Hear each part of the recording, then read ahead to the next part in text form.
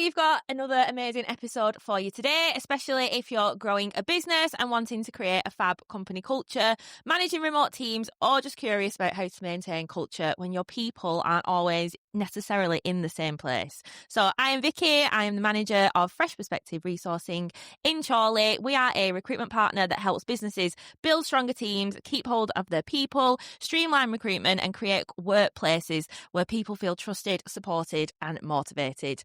Today, we're going to be diving into culture and team communication, a topic that's very important to me and to Fresh, with a sprinkling of some international hiring and remote working. So joining me today, I have Ben Hanley. Hello. Hello, Ben. Hello. Now, do you want to introduce yourself? Do you want to tell us who you are, what you do, that type of thing? Off the top of my head, I could say I'm co-founder of Three&Six, a digital marketing agency specialising in hospitality. No, I'm not going to read that. No, you freestyle. This will be all off the top of my dome. I am one of the co-founders of Three&Six. We're it sounds really fancy, a global hospitality marketing agency. Pretty impressive, that. Coming straight out of Lancaster. We've been in the hospitality industry for about 10 years. My co-founder actually texted me this morning, happy 7th anniversary. Is it? About the 7th year anniversary of the incorporation of Three&Six. Did you forget? Yeah, properly did as well. And I'm sure last year I thought to myself, I'll put a reminder on for next year, but it's just been a busy old time. Yeah, I can imagine. Very busy time. It's always the busiest time of year as well. But yeah, it's crazy at Christmas, isn't it? It is, yeah, and just RFPs out the wazoo. Everybody leaves it till the very last minute. And of course I can. Yeah. But no, we're international hospitality marketing, only working with hotels and resorts around the world. Lovely. That was lovely. Very nice and concise. I like that. Thank you. So, Ben, right, you actually started as a police constable in your career, didn't you? I did. Did it for 8 years. Yep. Is that correct? Yep. So how did you get into the marketing world along the side of that? Yeah, it's not an obvious segue, is it, that? No. I was shocked when I found that out. Yeah, especially imagining me like with a pair of handcuffs and a sad vest. Yeah. Just taking things, quite unseriously sometimes. I'd always wanted to be a cop. Always. Okay. Since I first watched the episode of The Bill. Yeah. With my dad. Back in the late 80s, early 90s. I graduated from Lancaster Uni and joined the police straight away and never wanted to do anything different. I was like, I'm going to die a cop. Not hopefully die a cop. No, I'm going to end. Yeah, die on that hill. I'm going to end my career as a police officer, and I'll sail off into the sunset down some cobble. But my wife gave birth to my first son, James, in 2014, and that changed my priorities very much. I decided I didn't want to chase, shoplifters up and down Morecambe Promenade anymore. I wanted to go home and read The Gruffalo's Child. Yes. The 15th time that day, where you go in Little Brown Mouse can have tea in my underground house.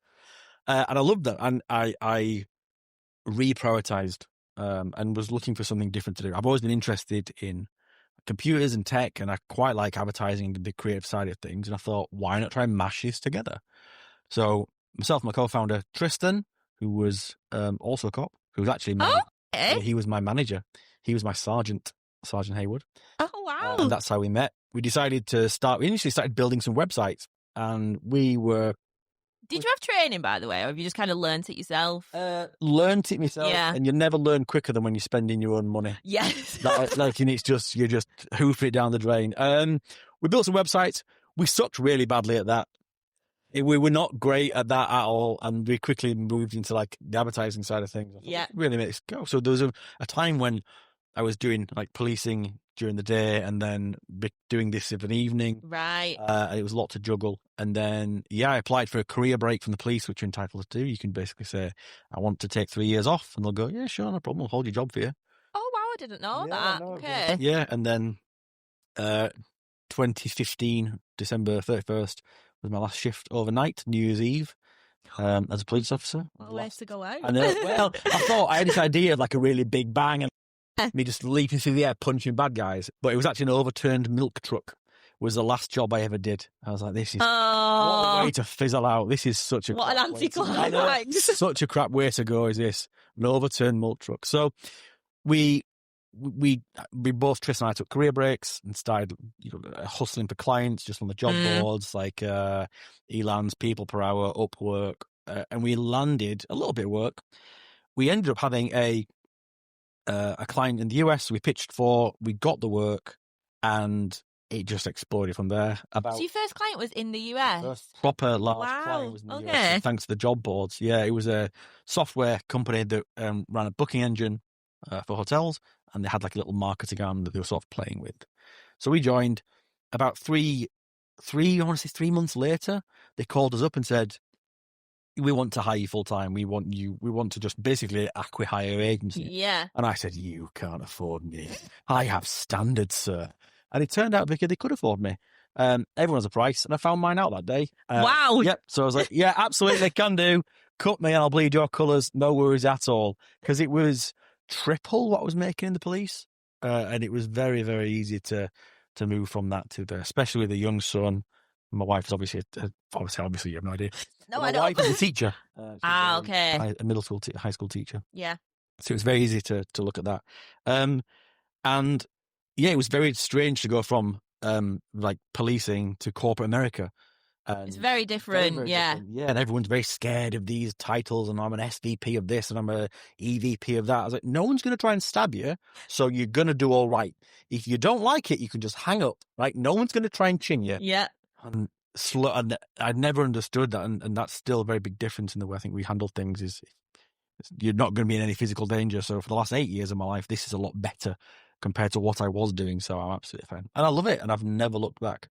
When did you realise that you could turn it into like your full-time business, and you were like, I don't actually have to go back to the police now? Well, actually, there's a weird story about that. So I was doing it for the 3 years of the career break. Yeah. Going to take, and at the end of the career break, and I am supposed to contact the police and say, hi, thank you for the break, really enjoyed it, looking forward to coming back to work. I didn't know that. So I thought they were going to contact me. I would presume that they would contact you, yeah. They thought I was going to contact them. Nobody contacted anybody. And so I basically got discharged. I got fired from the police. And I got a letter through the post saying, dear Mr. Hanley, not PC Hanley, dear Mr. Hanley, blah, blah, blah. You've not turned up for dereliction of duty. Oh, my God. I got that as I was packing for a six-day trip to New York. And it was one of the first times I'd been and represented myself. Yeah. So I had the letter in one hand, I had a suitcase in the other, and a letter in a suitcase, and I just shredded the letter. Oh, God. Just like that. And my entire plan for my life just disappeared in like just shreds of paper. Yeah.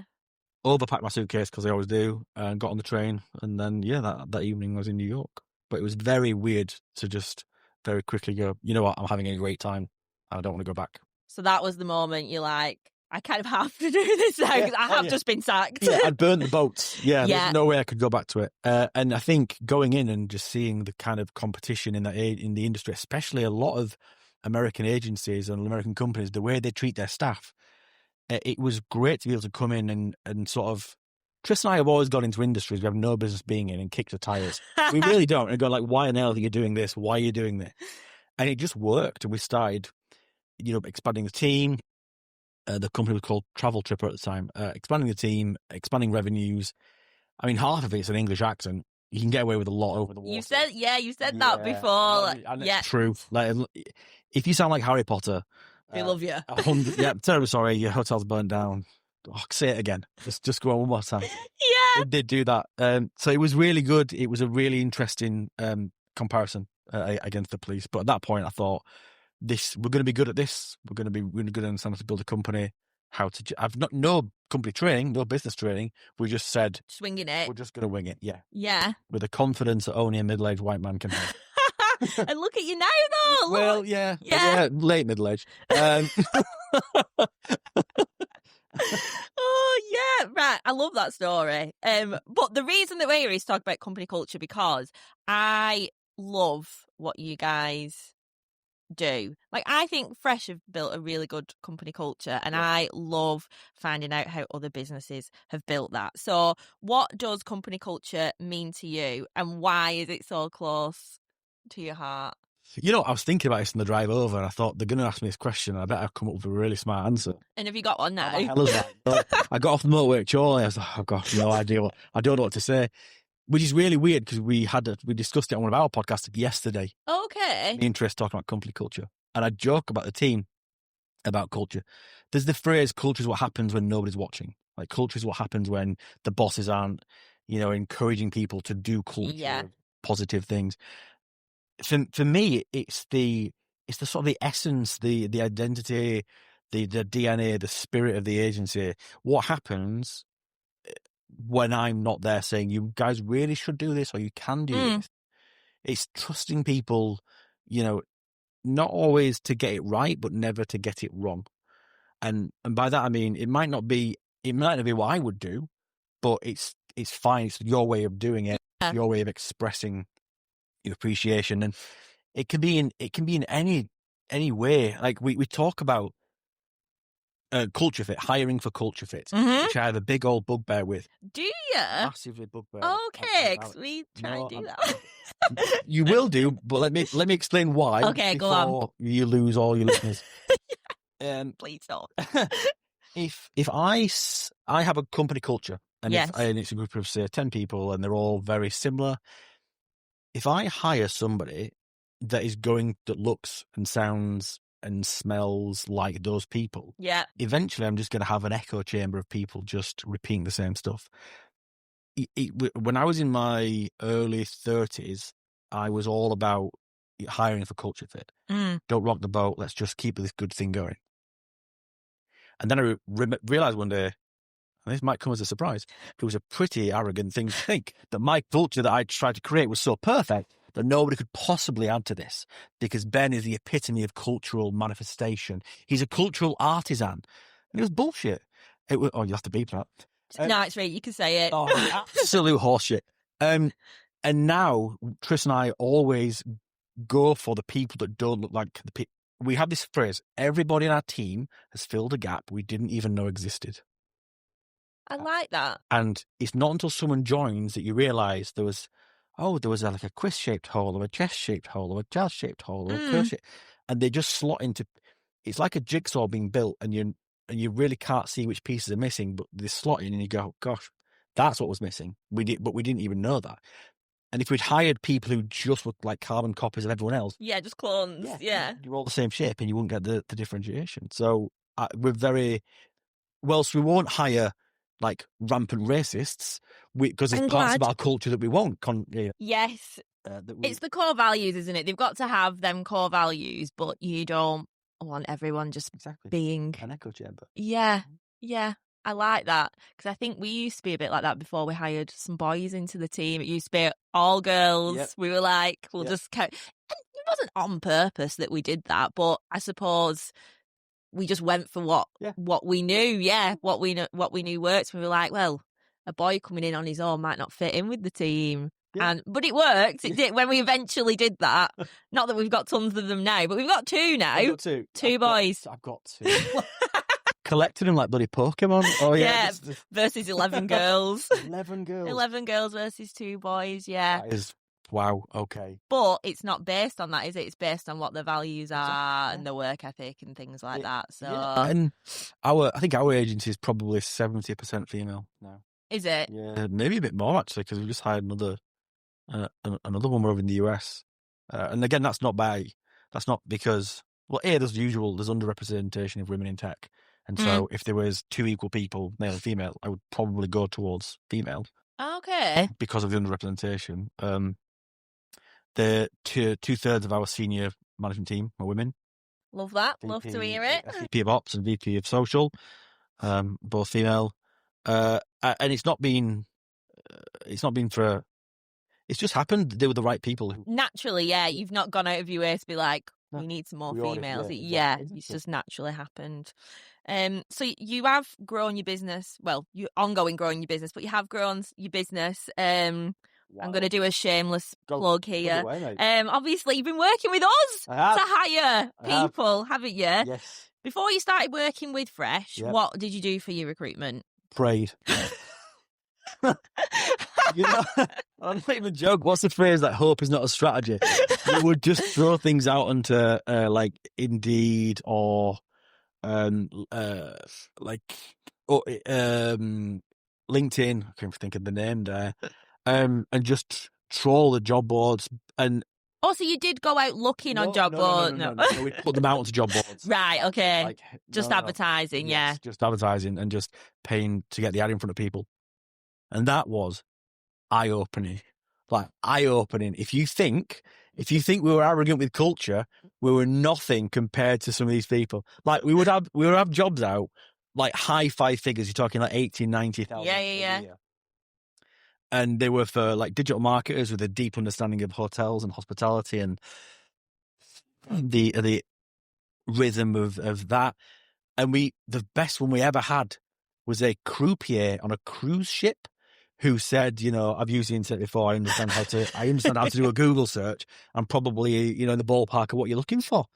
I was like, the absolute balls on this person. Wow. That he was going, yeah, I was like, going for it. Credit for applying here, pal. Not sure 100% what we're looking for. But, and that was when I thought, I know what my skill set is, and that is not it. My skill set is not trawling and sniffing and being able to spot, well, this might be right for this reason. This is not my skill set at all. And I've always loved the content you lot put out on LinkedIn. I don't know how I even came across you lot first. I feel like you can't miss it. It's just bright and green and no one's wearing any shoes. Yeah, I was like, there's dogs everywhere. It's just relentless on LinkedIn, isn't it? Stick to their tongues. And I can't remember the first thing that I saw, but I remember reaching out to Laura and going, "Are you free for a chat? We need some help." And I'd like the fact that you're literally down the road. Well, yeah, like it's 40 minutes here, not far from you. And then, and again, that it's women owned and operated. Like that was another reason. And yeah, I mean, it was. I think at first the problem was me not being able to adequately articulate what I wanted, because I knew the people I wanted because I hired them for 10 years. Yes, when you've got to tell someone else that, like, it's what difficult. I was like, I don't know, sort of like this, but not properly like this. Bit of this person, bit of this person. Yeah, like this, a little bit like that. Yeah. Just like shave this person, put them a little bit there. And then once I was able to express it properly, it was brilliant. Like the first hire we got was Molly, who was just a graphic designer who was out of this world. She's fantastic. I was just saying, Laura, she's currently living her best life in Australia because, she still works for us. Oh my God, but she's been able to move to Australia and still... I think she's been there for, I want to say 2 months now. And she's coming back to Scotland. Oh, she's just gone there for a jolly. Oh, okay. Her laptop, gone there, said, I'll be there. I'm letting you know I'm working from Australia. I was like, okay. If I had a wife and kids and a house and 2 cats, you'd be there. 100%. Yeah. I'd be in Bali on one of those things over the ocean. Oh my God, where they have the breakfast floating in pools in morning. So there's Molly, she's fantastic, she's still with us. And then we move on to Ben, who is brilliant. The weird thing about Ben is he's in my city. He's in Lancaster. He worked for an agency down the road, and left for 1 or 2 reasons. I had no idea that he was there. And he's 6'5", you can't miss him. He's a big old lad. But then we had the first interview, and I told everybody, as soon as I hung up, I said, that is the best one we've ever done. I remember you saying 10 that, years, like, I had no idea how you lot found him, but I stopped making notes after about, I want to say 2 or 3 minutes in. I put my note like 10 down. I was like, I'll send you a letter now, mate, but I'm going to try and play it cool. Yeah. That's what we always recommend, playing it cool, yeah. Don't come off too keen. Yeah. And I know, and I've said this before to everybody fresh, I am not the ideal client because... Quite hard to get hold of. I am not the ideal client. I'm like, you're going to have to try something new, smoke signals, you'll have to send us homing pigeons or something. And it's not... Excuse me, it's not that I don't massively value everything you lot do at all. I'm just wearing 50 hats. And I get that. Yep, I'll get back to you guys ASAP, I promise. And then I'll look at my phone, it's like, it's been 2 weeks. I swear that was... And you've got so many WhatsApps, emails from Rich, chasing you up. I'm so sorry. And part of what I like about working with you folks is that sometimes people just need mothering and fathering. I get the emails like, listen, Ben, listen, we need this from you by this time, otherwise this isn't going to happen. I'm like, yeah. Of course, I'm sorry. Yeah, I'm so really sorry. And it's just brilliant. Like everything, what you guys have got and how you work and the setup you've got is fantastic. Like, thank you. It's an absolute formula. Like, smash it, and I'll never work with anyone else. Oh, I love that. I think it works though, because when you were saying like you find it hard to articulate what you want, and obviously if you went to an agency and you just kind of gave them a couple of bullet points, it would probably be very difficult to find someone who fits what you need. But because we're kind of a partner with you, it's a bit trial and error. So we're like, is this person right? You go, no. And then we try something else. Like, is this person right? And then we get there. And then when you work with us again, it's like, right, we know exactly what you're looking for. We know who you guys are. We know what you want and what you need. And we can just get it. And there was a turning point. On. You're right. You're absolutely right. There was a turning point with Ben's hire, because the way you guys work is obviously you'll do the telephone interviews and then you send us like a rundown of the bullet points from the phone interviews. Yeah, the summary, and the CV. Yeah. And I was getting them, and I was like, right, you need to focus, sit down and look at these. It's 10 bullet points, you can do it. Yeah. I look at them and I go, right, okay, I don't think that person's right, but I do see that person's right, and I don't think so. And you guys, rightly so, come back and say, tell me why. And the last time, and I'm like, just leave it, it's all right. Just leave it on. I don't know why. I can't tell you. And the last time you folks asked me that question, I couldn't answer it. And I thought, okay, remember back to why you're doing this, Ben. You're doing this because this is not your skill set. Yeah. You haven't the first freaking clue what you're doing here. You need to just let go. Excuse me. And after that point, I made a commitment to interview everybody that you put forward. Okay. And I said to myself, if the folks at Fresh give you these CVs, you're going to have a call with them. Well, great. It took all the pressure off me. Yeah, of course I'll interview anybody. The first person I interviewed was Ben. Oh, wow. So I never needed to. So, you didn't have to fall back on that. Yeah, exactly. I didn't have to do anything with anybody. I was great, but I'm convinced that moving forward, that's just the same thing we'll do. Okay. It works, and you guys are the experts of this, and I'm not, and I need to get that in my big fat head. I love that. Thank you very much, and for the shameless plug for recruiting with Fresh. So if we go back onto the culture, you obviously need a good culture, and for me, you might correct me, I might be wrong, that it thrives on communication and autonomy, which is obviously tricky. You don't have an office, do you? You're all remote, you're all over the world. So what systems, processes, tips, tricks do you rely on to make sure that you keep that communication going, that everyone feels seen, heard, included in the team? Do you know what you do to do that, or is it just kind of worked? It's really weird. Has it just kind of worked? No, yes, maybe. Okay. Sort of. So the first thing with a remote team is you have to overshare. Like overshare everything. Right. From the top down, because that enforces the culture. The first thing we overshare is transparency. Everybody in the team knows our financial growth year over year, what we're going to do with EBITDA, like the top line, roughly what's filtering to the bottom. When we're talking about acquisitions, everyone knows, hey, we're looking at this, look at that. It's very much like almost like a democracy, not like a bentatorship. Yeah. We're very, very sharing in the decisions and the day to day. And you've got those big things like, here are the numbers, who thinks we should do this, who thinks this is a good idea. And then you have the really small things that you've got to get both of them right, in my opinion. So we have we use Slack. We use Slack as a tool. Oh, we use Slack. Yeah, that's what we use. Yeah, and it's good. It's where we record things and keep track of messages and events.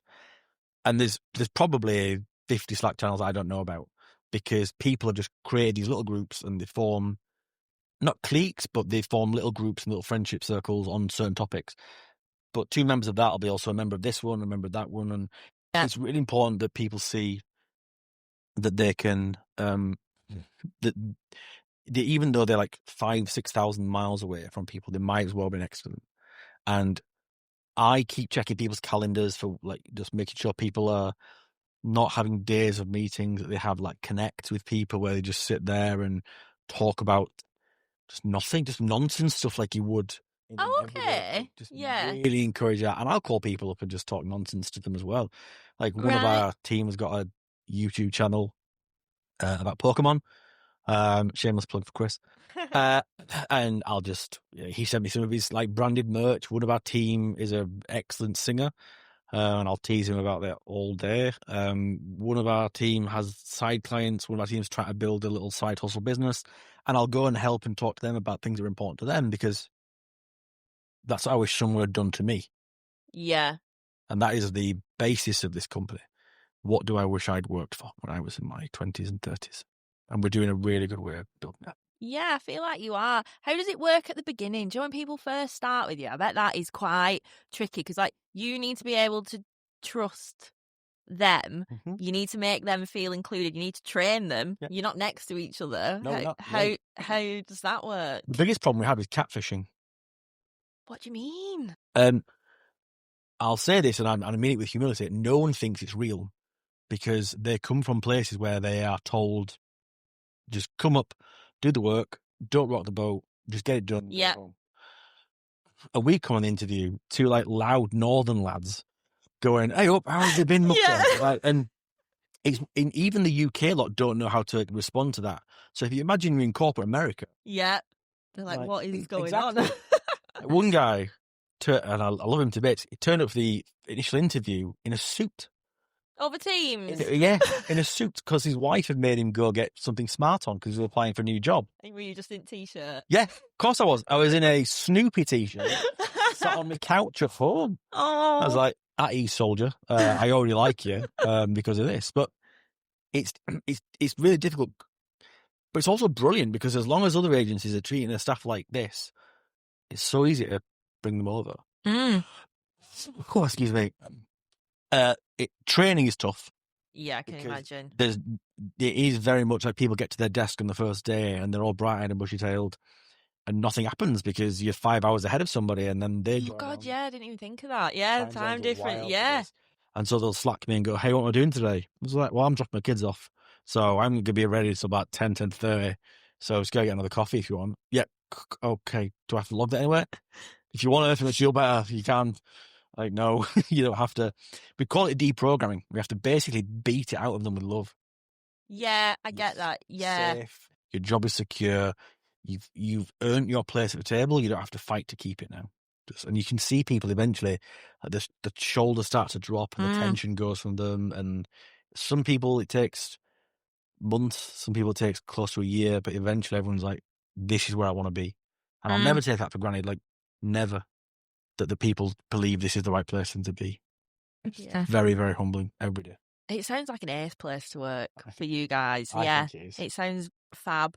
So, I mean, you might have already answered this because I think you touched on something before, but it's obviously culture is very easy to grow in an office. Like we have built our culture with us all being office based. I don't really know how it would like transpire if we were all to work from home because we obviously do like the HIIT and the yoga and bring each other together like that.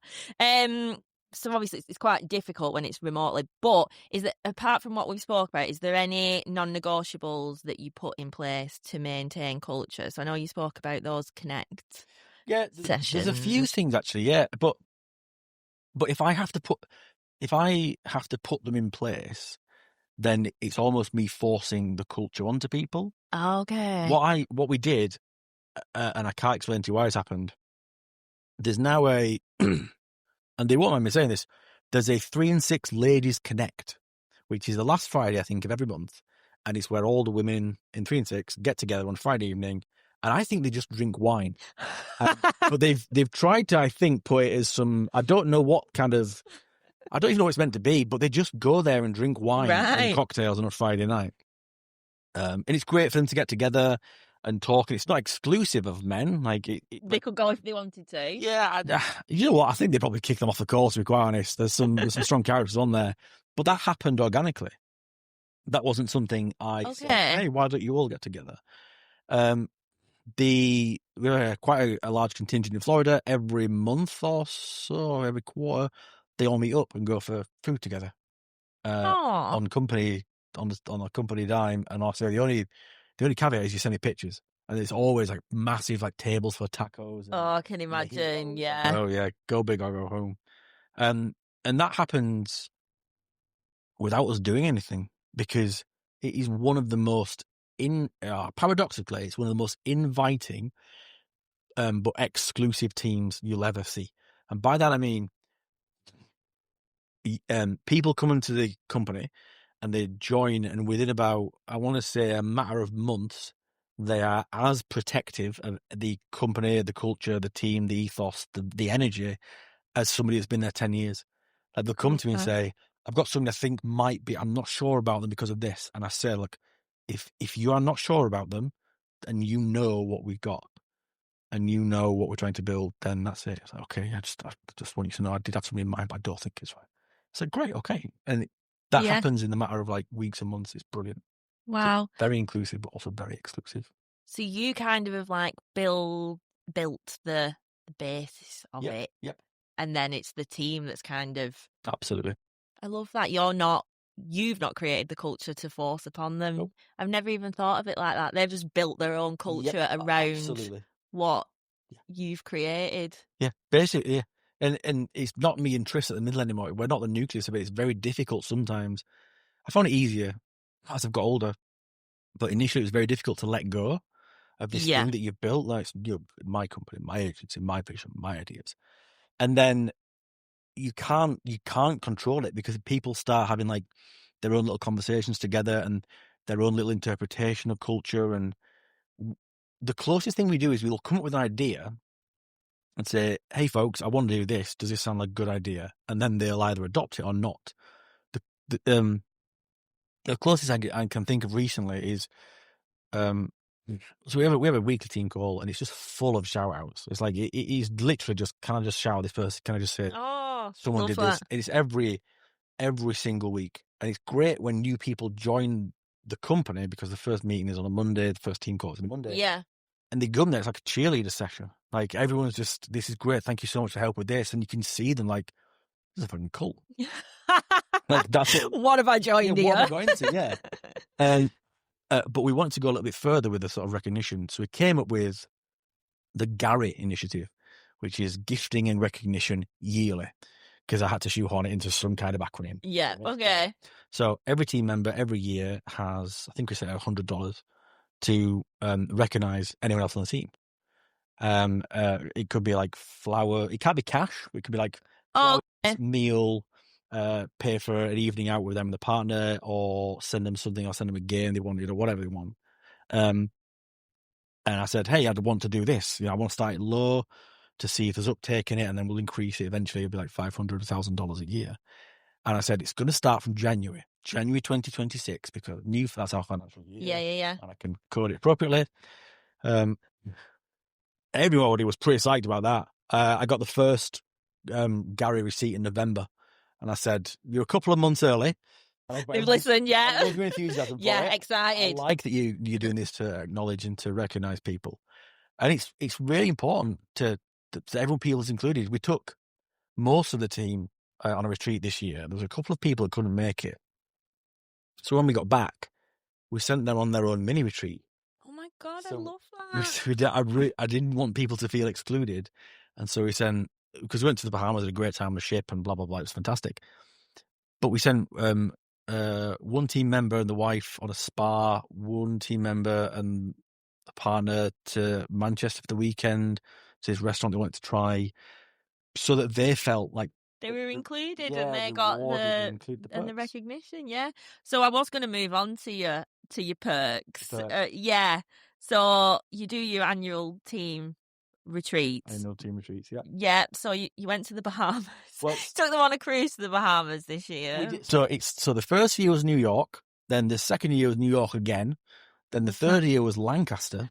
Yeah, love that. We got it down as Costa Rica, and I'm like, tiny bit different. I mean, they do call it the Costa Rica of the North. Yeah, I've heard that before. New York, Lancaster, and then we took 19, 20, I can't remember, adults on a 4-day cruise around the Bahamas. It's like going on a school trip, isn't it? You know what? We were joking, like, you know those little sticks with a flag on the top? Oh my God, I always say that I should have one of 100% them when we should go on our Yeah. team trip. We got, the mischief we got into on that cruise. One of my friends, one of the team spilt a drink on the dance floor, and they had to shut everything down, turn the lights up, and mop this dance floor. Ross just sort of pretend he's a bit tired, pretend he's jet lagged. So he had to pretend to be a bit jet lagged, and for the rest of the trip, the stuff we got into. There was a point where 4 of us were dressed in inflatable shark costumes. You know, like there's ones with fans in them. Oh my God, that make them huge, like the sumo outfits. Yes, and because we were doing a Shark Tank episode, and the team were pitching to us, and we went to get changed in the toilets, and then we were like waddling back to this room, and the families and kids were stopping us, asking us if we were part of the entertainment. We're like, you know what? Yes, we can be for tonight. I am. So there's loads of photos of me as a shark on some people's phones over in Miami. It was great. That was fantastic, and we got everyone together, and like I get really happy thinking about what we were able to do. Yeah, like it's a pretty good perk being able to take. Like, I love that we go on holiday, but we go to like Spain, not the Bahamas or New York. I mean, maybe one day. Well, when you crack US, we want to go to Las Vegas. That's where Laura wants to take us when we hit a milestone. So that's that'll be fun. Luck. Yeah, I know. We want money. Good luck. Yeah. Do you have any other like really good perks? We have loads of really good perks. Yeah, I can imagine. If that's one of them, I can imagine you got tons of others. It depends what people think a perk is. A perk over in the UK probably isn't a perk over in the vice versa, really. We have unlimited annual leave. For UK and US. Everybody. Do people take less, though? Great question. I'm glad you asked. The employment contracts say you have unlimited annual leave, but you must take a minimum of 28 days a year. Including bank holidays? Mm-hmm.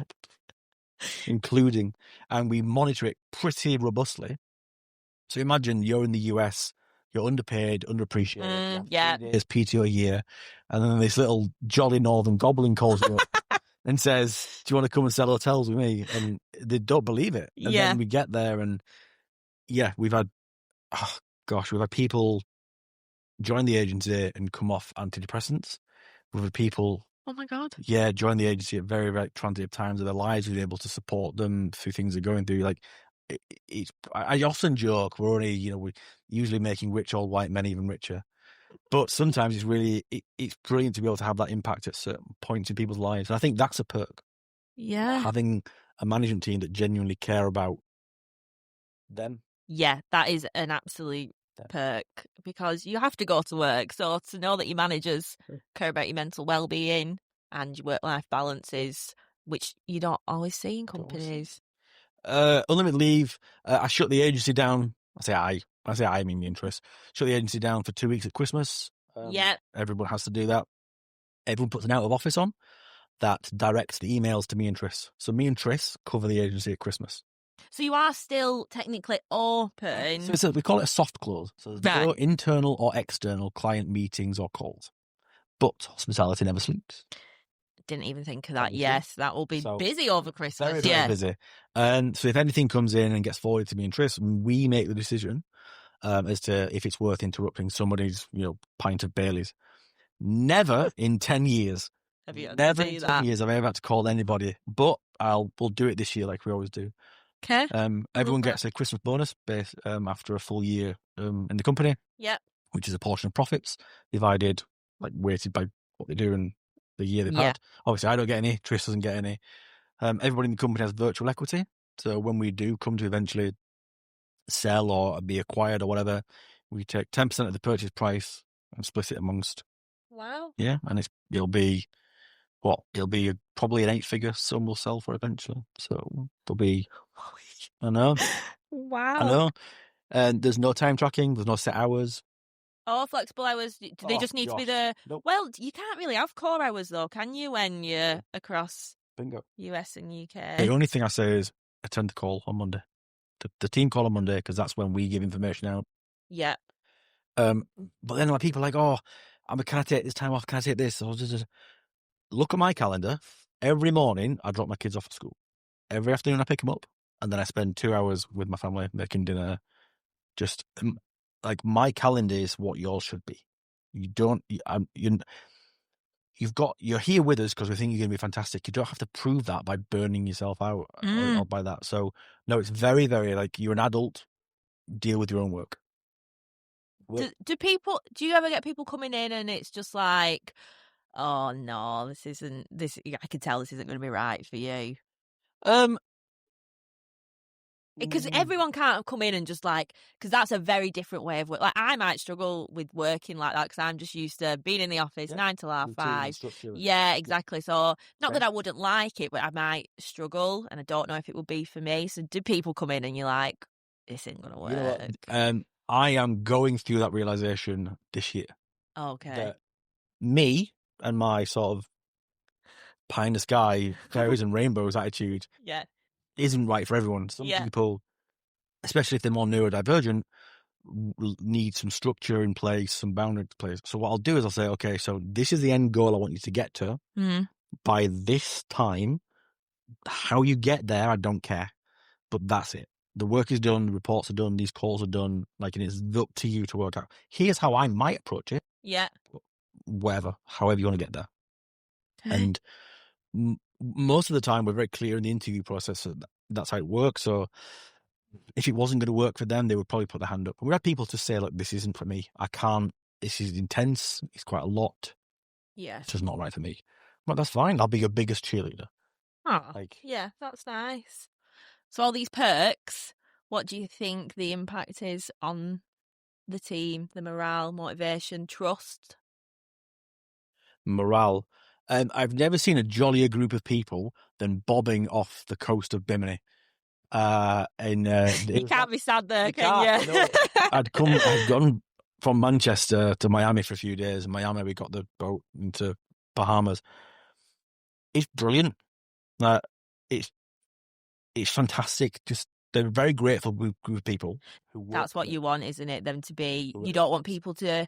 Do you know? It's just because it's what you do. You don't want people to just kind of expect it. Do you know, if they've been there a long time, or they just expect to be given it. You want people to still show that appreciation and gratitude. And I don't get me wrong. Like, I don't want anyone to bend the knee.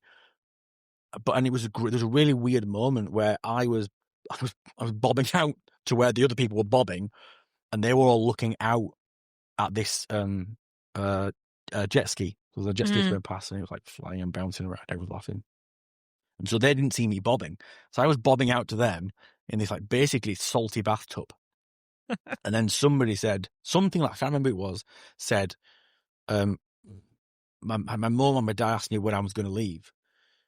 And she looked left, looked right, and sort of shrugged and went, never. And they all laughed because they were obviously bobbing around the Bahamas, and it's never something you get from another company. But then I look at how we've grown. Like, our revenue doubles every 11 months, roughly. Wow. Yeah. That's why I've got more grey hair than I started with last year. So every 11 month, our revenue roughly doubles. And you can feel it. You can feel the work. You can feel, how it's going. But it works. Like, it's important for people to be recognised. Yeah. Yeah. And I totally agree. It's a great way to recognize. Absolutely. I would love to be recognised with the Bahamas. So final question in this part. What's your top piece of advice for leaders wanting to create a connected, thriving team wherever they may be in the world? Leave your ego at the door and let go as quick as you can, and just let it go. That must be very difficult, though. It really is, especially when you build things, but you have to do it. Let go and hire people smarter than you. And just, if you make the right hires, it'll damn near print money. And if you want to make the right hires, come to Fresh Perspective. I was going to say, actually, for all your needs, have you been injured? Another recruitment company not getting back to you? Fresh Perspective. Call Fresh Perspective. Now. Call now. Yeah, there's someone out there waiting to take your call. Someone operators are waiting to take your call. Yes. Right. We're done with the intense questions. Oh, gosh, thank goodness. We're on to a part of the podcast we like to call Fresh or Stale. Okay. Yeah, so I'm going to give you 5 words or phrases, and you have to tell me if they are fresh, we love them, or stale, get in the bin. Okay. So, first one is professional headshots. How do you feel about them? I mean, so I had some done when we were going into America, and I put on a shirt. It was very crisp and white, and I thought they're going to take it very seriously here. I have not worn that shirt since, and that was 4.5 years ago. Wow. I am not a shirt and pants guy at all. If you want to do it and you think it puts across and it makes you feel like the character you want to play in business, do it. But I don't think more or less of someone if they've got a headshot. And I don't think the AI headshots are any good because they always look a bit plasticky, like a bit plasticine face. I say whatever makes you feel comfortable and puts forward the kind of character you want to be seen as. I will always be like jeans and a polo shirt. Well, I mean, we're always like this: gym leggings, hoodie, no shoes. Yeah, that's just us. And dogs. And dog and just tongue. Dog everywhere. Yeah. So that is just us. It's just be you, isn't it? Be your authentic self. Absolutely. We have touched on this, but unlimited annual leave. Yes, fresh as long as you have a minimum. Because in the US, unlimited annual leave means don't you dare take more than your boss, and you have to compel unofficially. Yeah. You have to compel and monitor people. I remember one person. He knows who he is. Didn't take any time off. I think about 2.5 years properly take time off. So I locked his Google account and sent him on a cruise with his wife. Wow. How did he find that? He was really angry at first. Yeah, I can imagine. Chilled out. Yeah. I don't know how I'd be with unlimited annual leave, but I'm really good at taking my holidays. We get a lot of holidays here. It's not unlimited, but I think I end up with about 35 at the end of the year, which I think is pretty decent. But I think if I had unlimited, I think I would be one of those people who would end up just taking like 20 days. So one of the things you've asked me is how many, do people take the mick? Do people? Yeah. Nope. The most someone took was 39 days. I didn't include the 2-week Christmas shutdown. So 39 days of holiday. Yeah. Plus 2 weeks that I tell them to go away. Wow. I don't think 39 is taken. No, I wouldn't say. Like, if you were going to, I don't know what would take in the mitt, be like 60? But even then, if the work gets done, well, yeah, to recharge and we're still, making margins, who cares? And I suppose with your job as well, it's like the girl you were talking about in Australia. Like, you could go on a holiday, work, and see the place that you're at the same time. So you're not... Exactly. Yeah, I love that. What about mince pies? Love them. Do you? 100%. I do enjoy a mince pie, but I just love anything about Christmas. But I'm festive AF. Are you? 100%. How have I not known this? As soon as Halloween's gone, Christmas starts. And the frosting buble. Yeah. we're getting it. But then paradoxically, as soon as Christmas is over, I just want it gone. Like, I'm the same. And I'm like, I want summer to come now. I'm like, I hate January with the cold. Yeah. At this time of year, I'm like, I want it to be cold and snowy and icy and frosty and like it's all Christmassy vibes. And then as soon as 1st of January comes, I'm like, I don't like the snow anymore. I don't like it's slush. Yeah, don't like it anymore. It's different vibes. 100%. But I didn't realise you were a Christmassy person. Yeah. Absolutely. Like, I just we have like Christmas movie, like a little whiteboard in the house, and we like write down what we're going to be watching. We went to bought new Christmas glasses and spirits and plates and everything. Yes, like we have our art that we change in the house, so we have like seasonal pit. I'm fake. I love that. Yes. Same wavelength. I like it. Right, I don't know what this next one is. Trend jacking.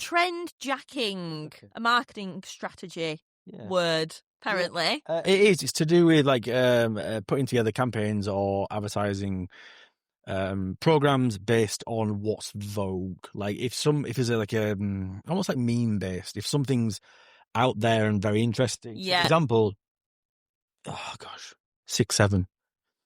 If somebody was going to hijack the 6-7 trend, they might offer 6 to 7% off something because you're sort of piggybacking on some kind of trend that's going on.